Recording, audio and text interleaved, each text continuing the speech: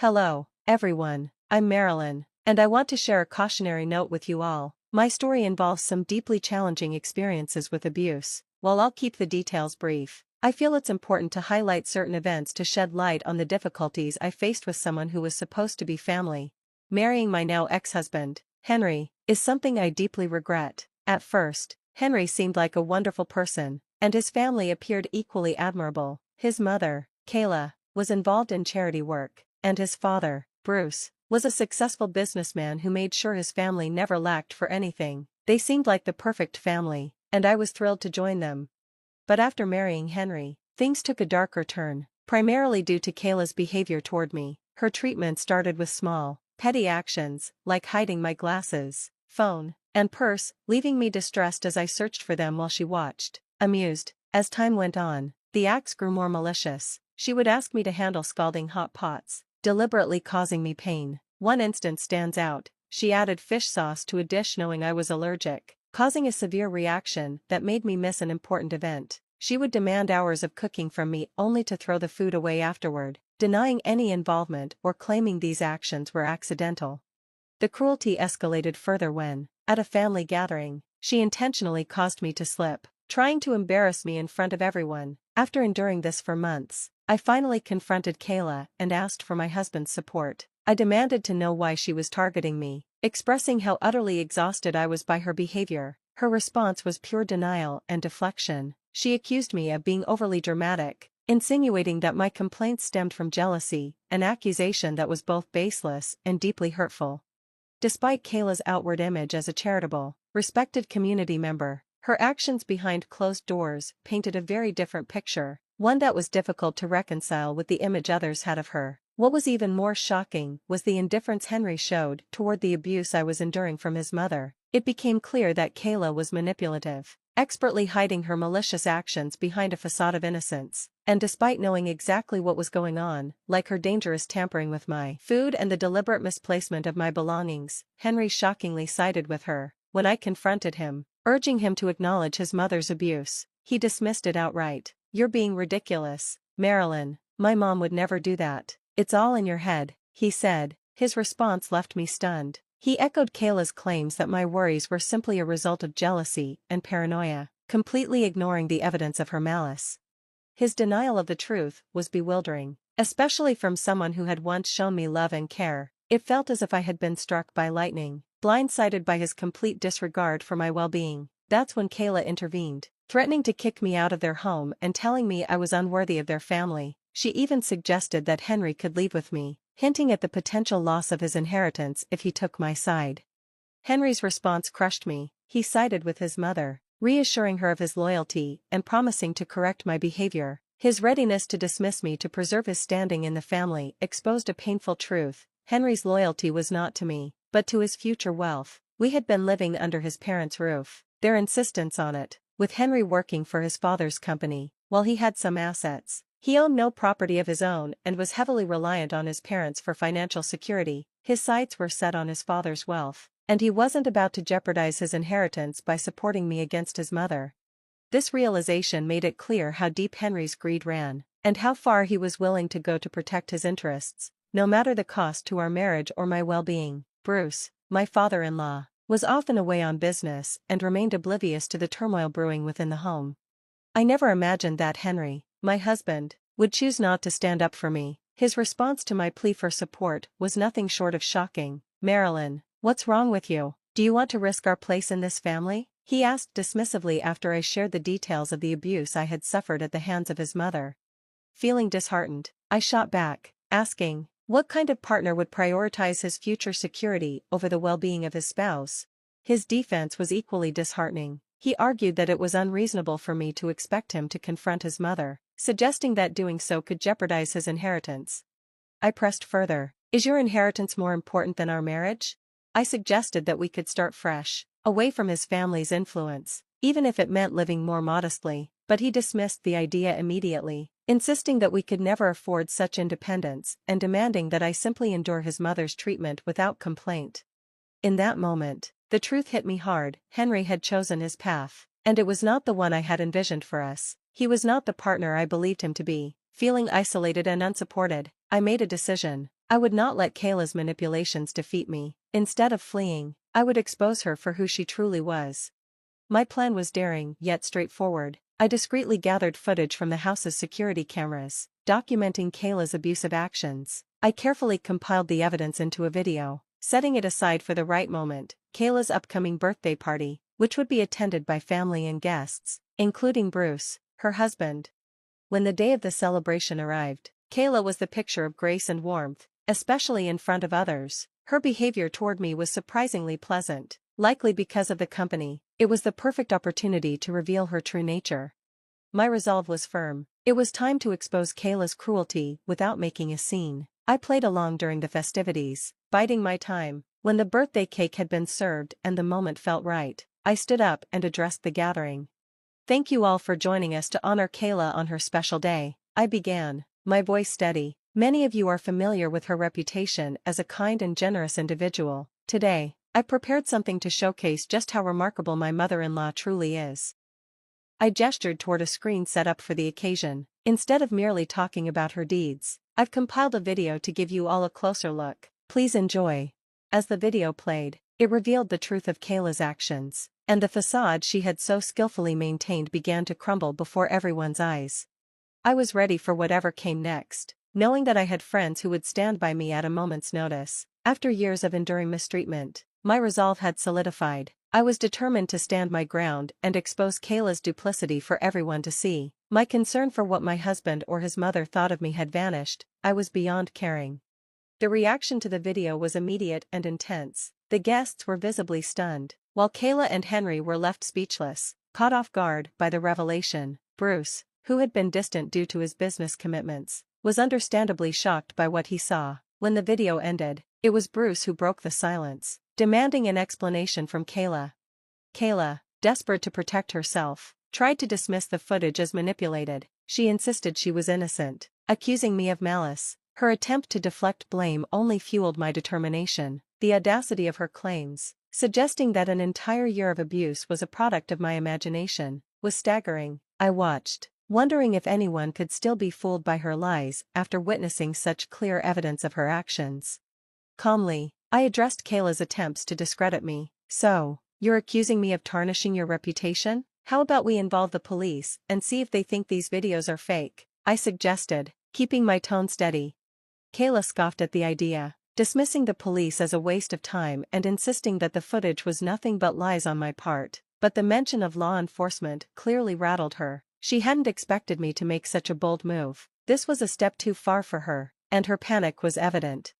The revelation of her actions had already caused ripples among her family, but to my surprise, some of Kayla's colleagues from the charitable foundation where she worked were also present. They looked shocked, likely messaging their superiors about what was unfolding before them. In a desperate attempt to salvage her image, Kayla tried to play the victim to Bruce. She lamented how I was supposedly plotting to have her arrested, claiming I was the one causing trouble. She hoped Henry would back her up.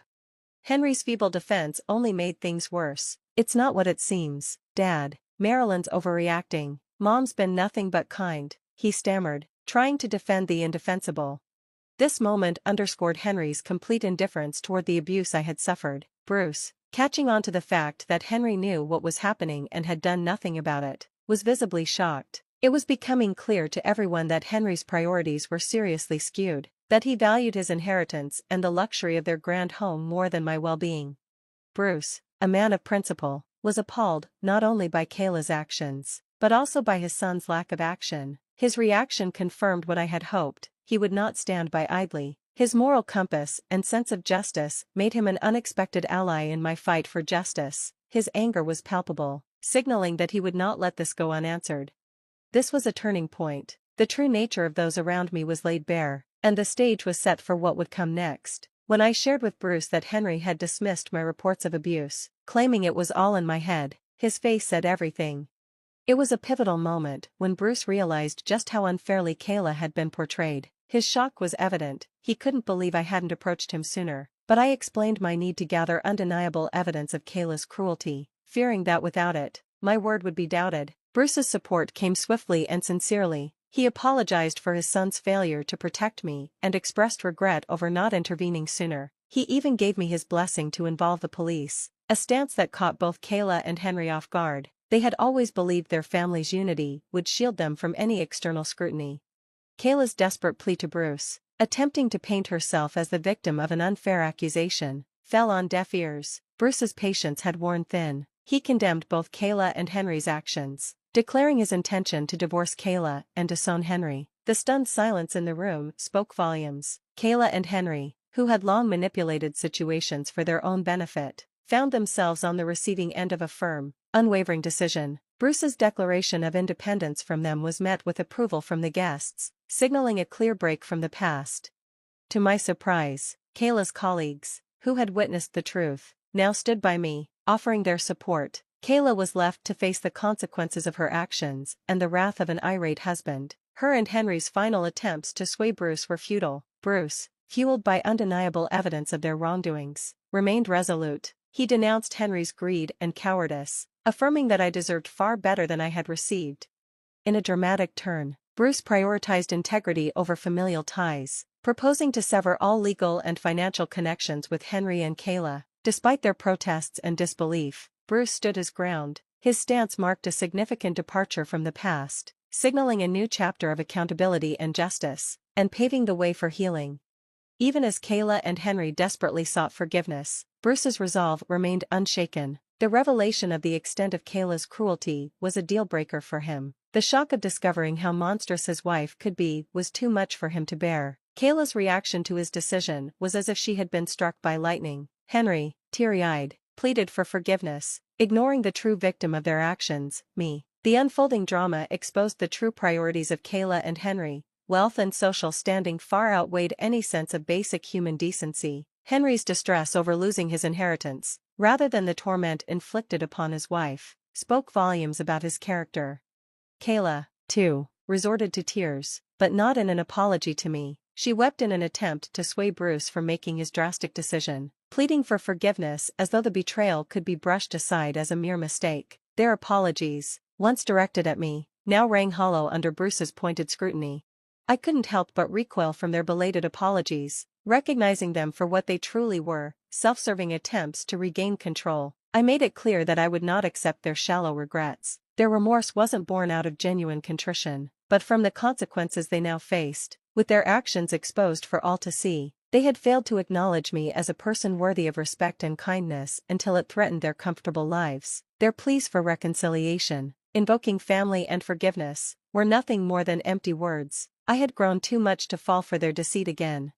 Their attempts to make amends were too little, too late. I stood firm in my resolve to break free from their toxic influence, knowing I deserved far better than the treatment they had subjected me to. As Kayla and Henry pleaded for forgiveness, calling for a return to our so-called perfect family, I couldn't help but laugh. The irony was striking. In what universe does a perfect family include abuse and neglect of one of its own? Their apologies, self-serving and hollow, felt more like bad jokes.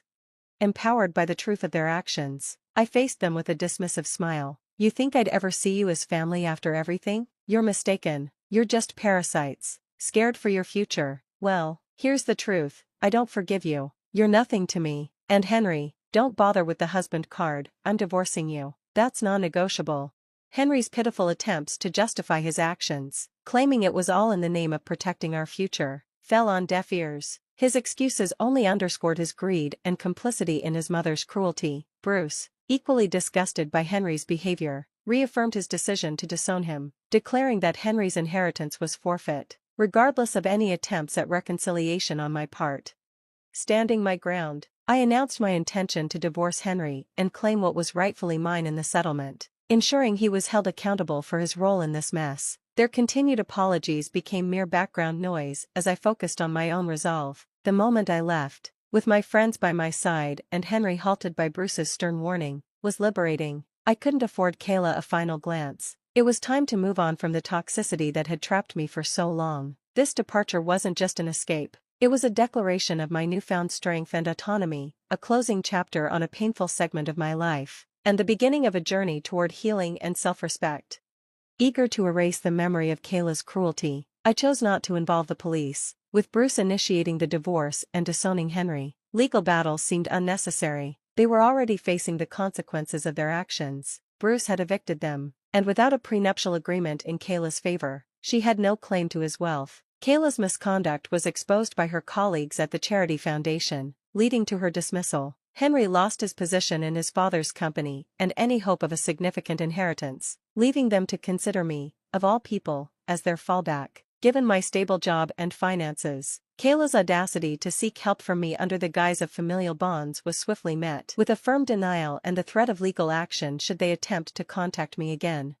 In time, I settled into a new home, navigating the early stages of independence as the divorce proceedings unfolded. Henry, lacking a prenuptial agreement and faced with the undeniable evidence of his and his mother's misdeeds, conceded to the division of his assets with little resistance. Once our divorce was finalized, I invested in a modest apartment, a tangible symbol of my fresh start.